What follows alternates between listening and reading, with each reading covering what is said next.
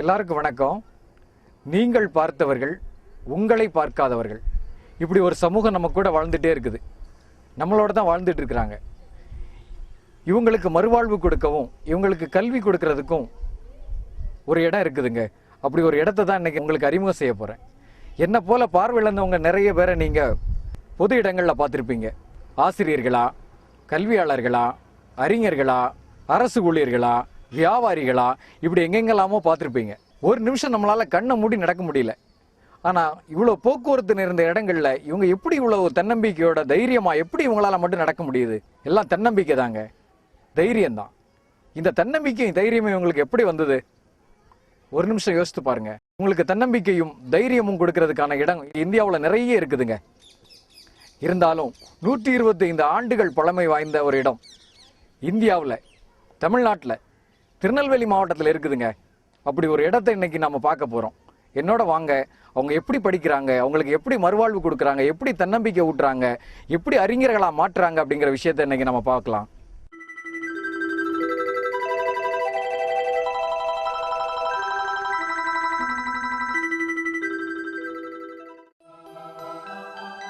கால சுழற்சியில் பலர் காற்றில் கற்பூரமாய் கரைந்து விடுகிறார்கள். சிலரோ தங்களின் தியாகத்தினாலும் சேவையினாலும் இன்று வரை மனித இதயங்களில் வாழ்ந்து கொண்டு தான் இருக்கின்றார்கள்.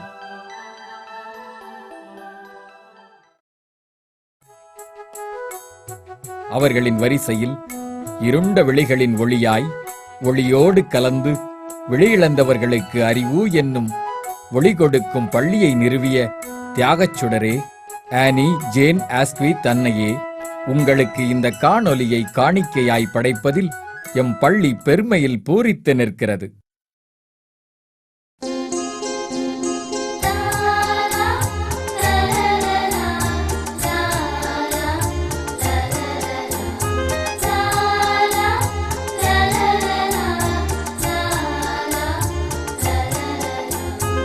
உலகை பார்க்காத மலர்கள் நாங்கள்,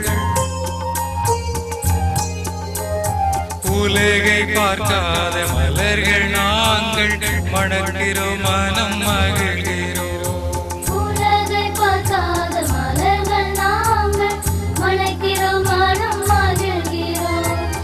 தேவாவும் பூத்ததாலே, தேவாவும் பூத்ததாலே நறுமணமாய் கமழ்கிறோம். இறைவன் சபையில் கவிதை நாங்கள், சோலை மலரின் சுகந்தம் நாங்கள். நாளை உலகின் தலைவர் நாங்கள், அமைதி வழியில் எமது ஆட்சி. மனித உள்ளங்கள் எங்கள் சொந்தம், மனித உள்ளங்கள் எங்கள் சொந்தம், மனநிறைவில் வாழுவோம். தென்னிந்திய திருச்சபை வழித்தோன்றலில் உதயமான நெல்லை திருமண்டலத்தை புகழின் உச்சிக்கே கொண்டு செல்கின்ற ஏராளமான கல்வி நிறுவனங்களுள் ஒன்றுதான் பழமையும் பெருமையும் பாரம்பரியமும் மிக்க தரிசனமனை, ஏதேன் தோட்டம் என்றெல்லாம் வர்ணிக்கப்படும் இந்த பாளையங்கோட்டை பார்வையற்றோர் பள்ளி.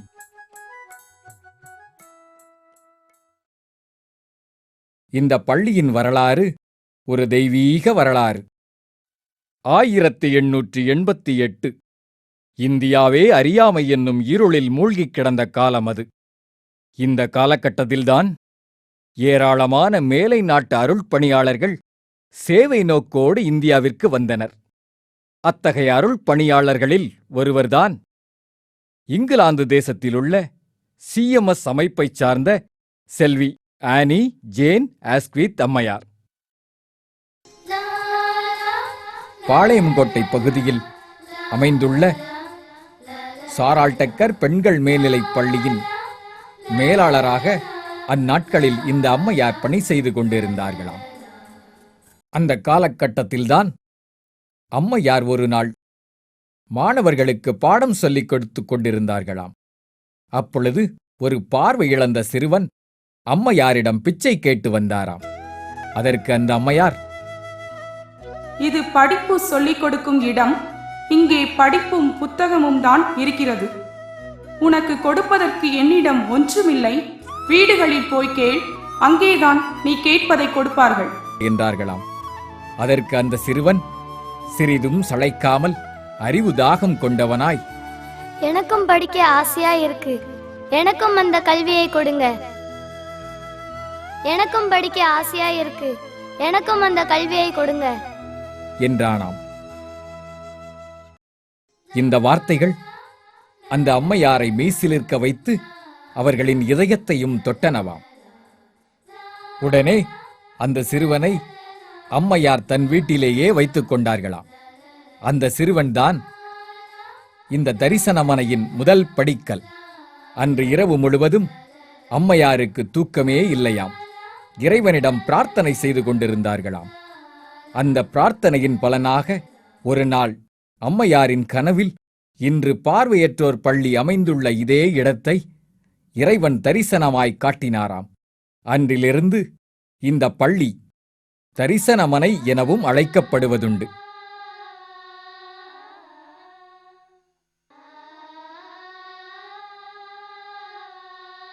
1890 இந்த பள்ளி தரிசனமனையாய் வடிவம் பெற்றது. 1908 முதல் 1919 வரை இந்த அம்மையாரே இந்த பள்ளியின் முதல்வராய் பணியாற்றியிருக்கிறார்கள். அம்மையாருக்கு பிறகு திருவாளர்கள் WG Speight, Langdon, David Jonathan, Edward Jonathan,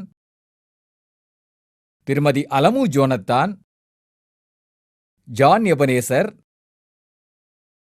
Eben Samuel Madhuram, Emmanuel மதுரம்,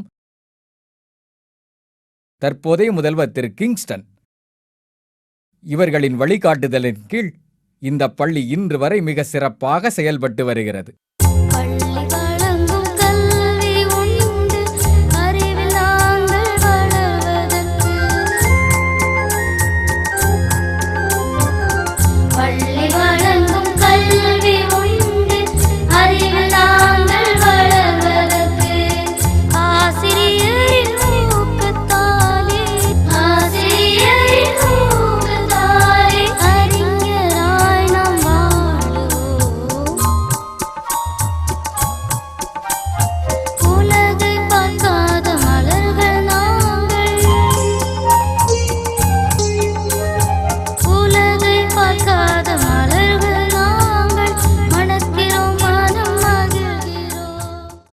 என்னுடைய பேர் கிங்ஸ்டன். இந்த பள்ளியினுடைய முதல்வர் பொறுப்பில் இருக்கிறேன். எனக்கும் இந்த ஸ்கூலுக்கு உள்ள தொடர்பை பற்றி நான் சொல்வதாக இருந்தால், என்னுடைய தாயார் இங்கே கிட்டத்தட்ட ஒரு 35 வருட காலமாக ஆசிரியராக பணியாற்றினாங்க. அதாவது எனக்கு நினைவு தெரிந்த நாளில் இருந்து இந்த ஸ்கூலில் நல்லா தெரியும். இங்குள்ள ஆசிரியர்களுடைய சேவைகளை நான் என் தாயார் வழியாக நான் பார்த்துருக்கிறேன். அதில் இருந்து இந்த மாணவர்கள் மத்தியில் எனக்கு ஒரு அன்பு உண்டு. இவங்களுக்கு ஏதாவது என்னுடைய வாழ்க்கையில் நான் ஏதாவது செய்யணும் அப்படிங்கிறது என்னுடைய சின்ன வயசுலேருந்தே உண்டு. இப்பள்ளியில் வேலை பார்க்கறதுக்கான எனக்கு ஒரு வாய்ப்பு கிடைத்தது. இங்கு நான் பணியில் சேர்ந்த உடனே ஆசிரியராக பொறுப்பேற்றவுடன் இங்கு என்னுடைய முடிந்த அளவு மாணவர்களுக்காக நான் என்னுடைய வேலையை மிக சிறப்பாக செய்து கொண்டிருந்தேன். அதுக்கு பிறகு கடந்த வருடத்தில் எனக்கு முதல்வர் பொறுப்பு கொடுக்கப்பட்டது. அதிலிருந்து இந்த பள்ளிக்கு ஏதாவது செய்யணுங்கிற எண்ணத்தோடு ஆசிரியருடைய உறுதுணையோடு சில நல்ல காரியங்களை நாங்கள் செய்து கொண்டிருக்கிறோம். மாணவர்களுக்கு வேண்டிய பாட சம்பந்தமான மற்றும் அவங்களுக்கு இசை, விளையாட்டு மற்றும் கைத்தொழில் ஆகியவற்றை நாங்கள் மாணவர்களுக்கு சொல்லிக் கொடுத்துட்டு வரோம். இசைக்கான ஆசிரியர்கள் எங்கள் ஆசிரியர்கள் மட்டுமல்லாமல் வெளியிலிருந்து அதற்கான சிறப்பு ஆசிரியர்களை, பொதுவாக வயலின் சொல்லிக் கொடுப்பதற்கான அதற்கான ஆசிரியர்களை கொண்டு வந்து அந்த மாணவர்களுக்கு நாங்கள் வயலின் சொல்லிக் கொடுக்குறோம். தபேலா அதற்கான சிறப்பு ஆசிரியர்களை கொண்டு தபேலா சொல்லிக் கொடுத்துட்ருக்கோம். அது மட்டுமல்லாமல் மேலும் சில சிறப்பு ஆசிரியர்களை கொண்டு கீபோர்ட் இதையெல்லாம் நாங்கள் சொல்லிக் கொடுத்து கொண்டிருக்கிறோம். எங்கள் மாணவர்கள் இந்த ஆசிரியர் மூலமாக தன்னுடைய இசை நல்ல பயிற்சி பெற்று சிறந்து விளங்கி கொண்டு இருக்கிறார்கள். விளையாட்டிலையும் சிறப்பு ஆசிரியர்களை கொண்டு பயிற்சி கொடுத்து வருகிறோம். என்ற பள்ளி மிக சிறப்பாக கல்வி மற்றும் இதர எக்ஸ்ட்ரா கரிக்குலர் ஆக்டிவிட்டீஸிலும் மிக சிறப்பாக செயல்பட்டு வருகிறது. பள்ளியில் நிறைய தொழிற்கல்வி கொண்டு வர வேண்டும் என்பது எங்களுடைய எல்லாருடைய ஆசை. கூடிய விரைவில் அதற்கான முயற்சிகள் நடந்து கொண்டிருக்கிறது. அது சீக்கிரமாக அதெல்லாம் நடைபெறும். அது மட்டுமல்லாமல் இங்கு மேல்நிலை பள்ளி, அதாவது இங்கே 1 to 10th ஸ்டாண்டர்ட் வரை தான் இங்கே சொல்லிக் கொடுக்கப்படுகிறது. மேலும் உயர்கல்வி படிப்பதாக இருந்தால் மதுரை போன்ற இடங்களுக்கு அவங்க செல்ல வேண்டியது இருப்பதனால இந்த பள்ளிக்கூடத்திலேயே 11th 12th ஆரம்பிப்பதற்கான முயற்சிகள் நடைபெற்று கொண்டிருக்கிறது. அது மிக விரைவில் இந்த ஸ்கூலில் நாங்கள் கொண்டு வருவதற்கான முயற்சிகள் செயல்பட்டு கொண்டிருக்கிறோம். வொகேஷனல் ட்ரைனிங், அதாவது மாணவர்கள் ஒவ்வொருவருக்கும் ஒரு தொழில், அவங்க வாழ்க்கையில் முன்னேற்ற பாதையில் செல்வதற்கான முயற்சிகளை நாங்கள் எடுத்துக்கொண்டு இருக்கிறோம். அதாவது computer training, notebook making, அது ஏற்கனவே இங்கே ஒரு ப்ராஜெக்ட் இருக்குது. அதில் மாணவர்கள் தங்களுடைய கல்வியை முடித்த பின்னர் இங்கு அதுக்கான பயிற்சிகளில் அவங்க ஈடுபட்டு இருக்காங்க. தொடர்ந்து மாணவர்களுக்கு கல்வி மற்றும் தொழில் பயிற்சி ஆகியவற்றை கொடுப்பது எங்களுடைய கடமையாக நாங்கள் நினைக்கிறோம். அதை கண்டிப்பாக செய்து காண்பிப்போம். தொடர்ந்து மாணவர்கள் கல்வியிலையும் மற்ற விளையாட்டு எல்லா துறைகளிலும் முன்னேறி கொண்டிருக்கிறாங்க. இந்த தருணத்தில் உங்களுடைய சொல்லிக்கொள்வதில் நான் பெருமைப்படுகிறேன். ஆரம்ப காலத்தில் தொடக்கப் பள்ளியாய் இருந்து பின்னர் நடுநிலைப் பள்ளியாய் மாற்றப்பட்டு தற்பொழுது உயர்நிலைப் பள்ளியாய் செயல்பட்டு வருகிறது. கடந்த 10 ஆண்டுகளாக இந்த பள்ளியில் படிக்கும் 10ஆம் வகுப்பு மாணவர்கள் அரசு பொதுத் தேர்வில் 100% தேர்ச்சியினை பெற்றிருக்கிறார்கள் என்பதை இந்த நேரத்தில் கூறிக்கொள்வதில் இந்த பள்ளி பெருமைப்பட்டுக் கொள்கிறது. 24க்கும் மேற்பட்ட அரசு ஆசிரியர்களும்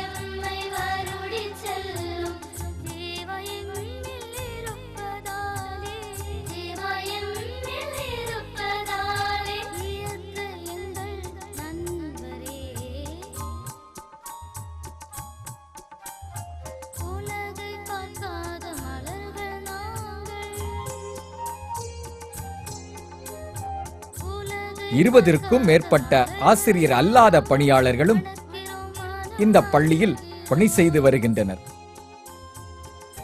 மழலையர் முதல் முதியவர் வரை ஆண் பெண் இருபாலருக்கும் தனித்தனியே தங்கும் விடுதி, உணவு, உடை இவை அனைத்தும் இலவசமாகவே வழங்கப்பட்டு மிக சிறப்பாக இவர்கள் பராமரிக்கப்பட்டு வருகின்றனர். இந்த பள்ளியில் படிக்கும் பார்வையற்ற மாணவர்கள் பார்வையுள்ள மாணவர்கள் எந்த பாடத்திட்டத்தில் படிக்கிறார்களோ அதே பாடத்திட்டத்தில் இவர்களுக்கும் பாடம் போதிக்கப்பட்டு வருகின்றன. ஆனால் இவர்கள் கற்கும் எழுத்து முறை மட்டும் முற்றிலும் மாறுபட்டது. பிரான்ஸ் நாட்டை சார்ந்த லூயி பிரெய்லி என்பவர் கண்டுபிடித்த 6 புள்ளிகளை கொண்ட மேடு பள்ளங்களான பிரெய்லி என்னும் எழுத்துக்களை தொட்டுணர்ந்தே இவர்கள் தங்கள் பாடங்களை கற்றுக்கொள்கின்றனர்.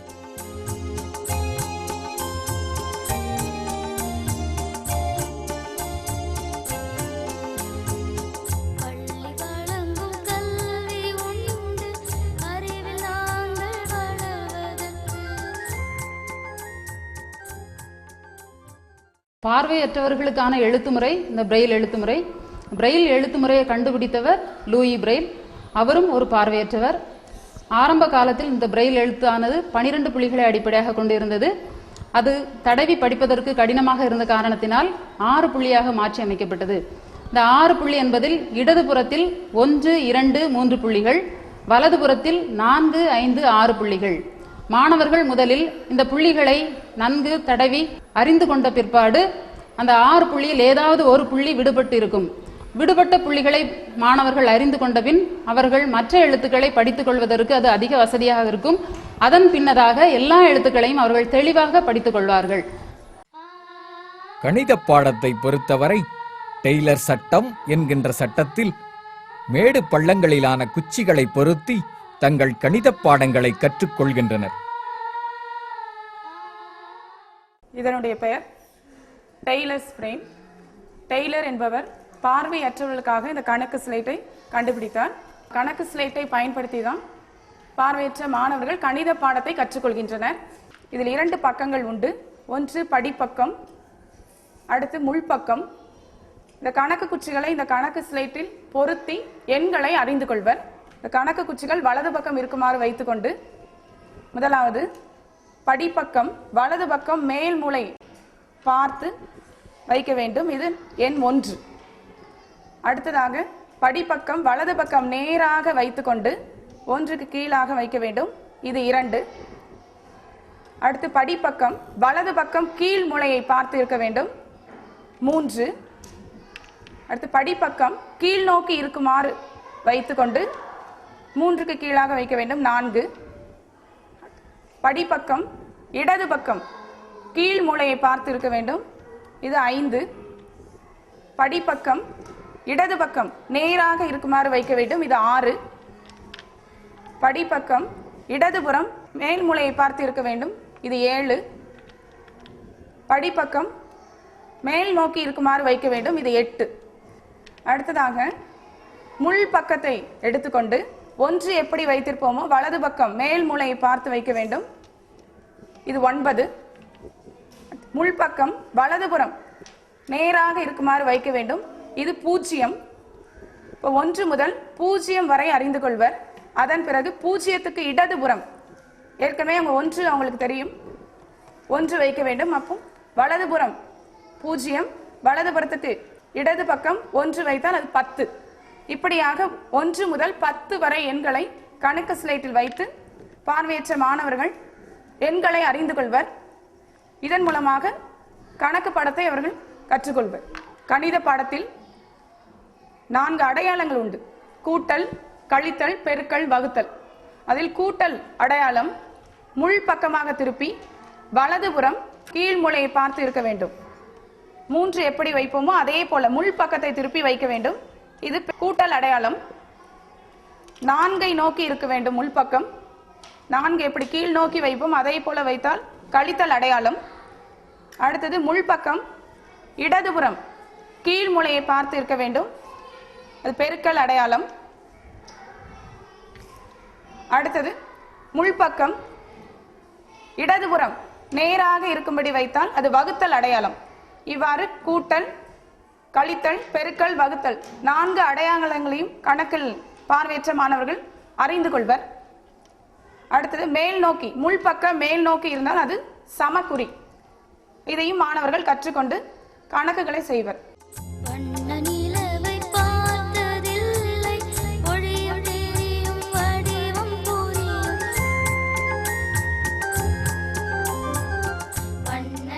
உலக வரைபடங்களையும் நூல்களை பொருத்தி அவைகளை தொட்டுணர்ந்தே இவர்கள் கற்றுக்கொள்கின்றனர்.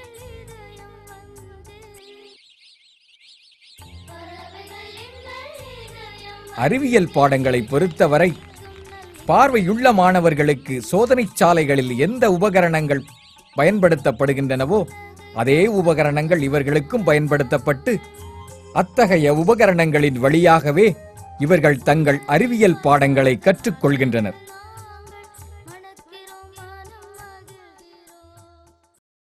இங்கே படிக்கும் பார்வையற்ற மாணவர்கள் 8ஆம் வகுப்பு முதல் தங்கள் தேர்வினை பிரெய்லி முறையிலேயே எழுதுகின்றனர். 9ஆம் வகுப்புக்கு மேல் பொதுத் தேர்வு என்பதால் இவர்களுக்காக ஒரு உதவியாளர்கள் நியமிக்கப்பட்டு இவர்களுக்காக அவர்கள் சொல்லும் வினாக்களுக்கு விடை எழுதுகின்றனர். இவை தவிர தொழில் பயிற்சி,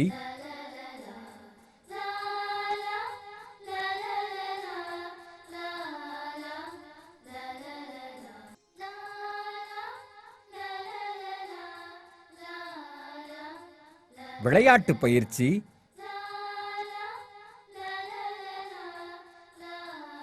இசை பயிற்சி,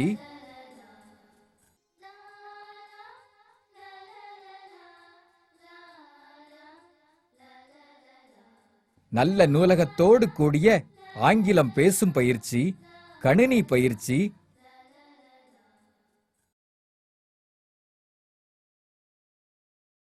குருவானவர் உதவியுடன் ஆன்மீக பயிற்சி போன்றவை கல்வியோடு கூட இவர்களுக்கு வழங்கப்படுகின்றன.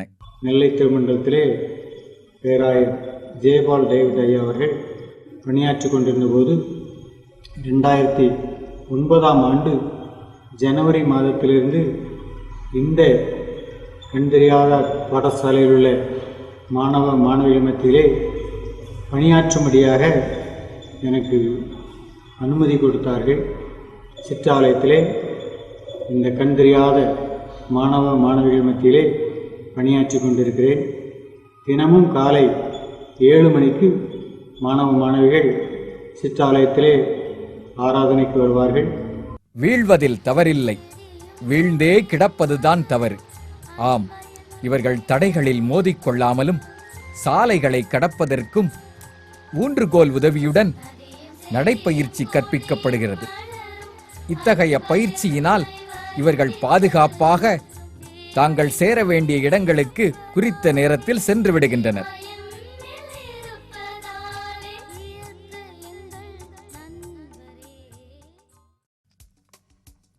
விளையாட்டுகளை பொறுத்தவரை கிரிக்கெட், வாலிபால், உள் விளையாட்டான சதுரங்கம் போன்ற குறிப்பிட்ட விளையாட்டுகளை தேர்ந்தெடுத்து விளையாடுகின்றனர். இத்தகைய விளையாட்டுகளில் இங்குள்ள மாணவர்கள் மாநில அளவிலும் தேசிய அளவிலும் பல பரிசுகளை பெற்று வந்திருக்கின்றார்கள் என்பதை இந்த நேரத்தில் கூறிக்கொள்வதில் மகிழ்ச்சி அடைகிறோம்.